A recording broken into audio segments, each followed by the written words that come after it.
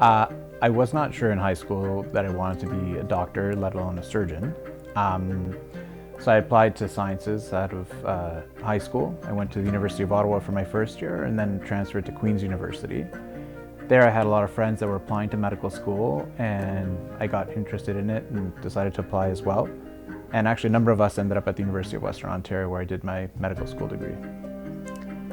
And then from there, you quickly sort of get an idea if you want to be a surgeon or someone who does things with their hands, or someone who doesn't want to be a surgeon in medical school. And so about halfway through, I realized I did enjoy doing things or working with my hands and procedure-based care.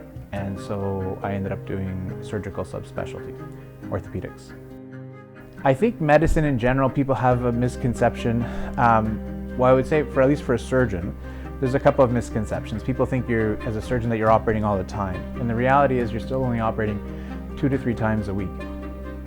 You still need to see patients. You need to have conversations with them about booking them for surgery. You need to see them after the surgery and see how they're doing. You need to do clinic. A lot of medicine involves paperwork and working at a computer and data entry and after hours work. So, the idea of, sort of rushing and sometimes what you see on TV isn't always reality. I think for me, the best part of my job is the patients. I mean, it's a privilege, I think, to be able to do healthcare.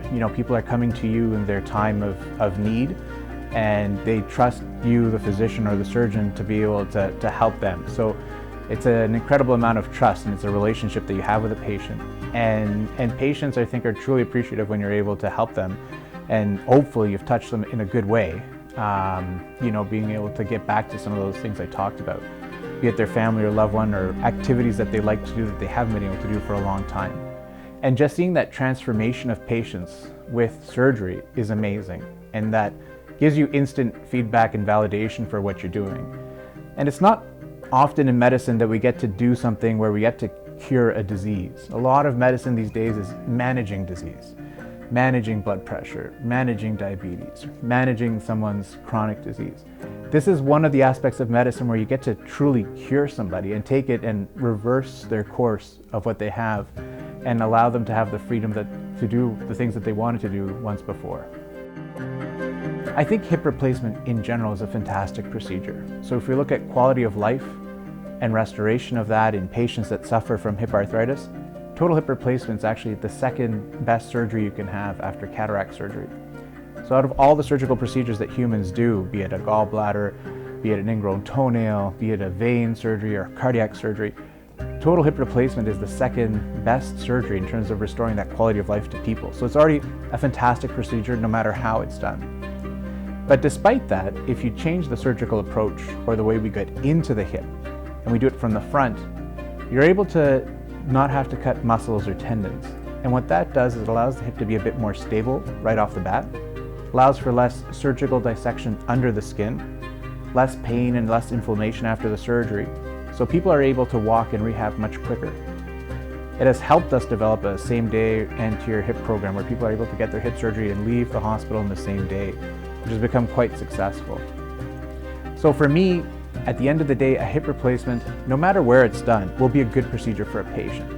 An anterior hip replacement, I think, is a better procedure for patients because it allows them to get back to the things they want to do, be with their family, get back to work, care for a loved one.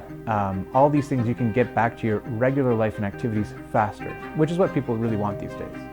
I think the dolce vita for me is, being, a couple of things, like, being able to marry your work life and your life together, and being able to have a balance. And as a physician, I think that can be hard at times. I have 3 young children, so it's tough to be, involved in all their lives all the time, as well as being involved with all my patients' lives and my work. So trying to get that balance, I think, is the key, I think, to having a good life.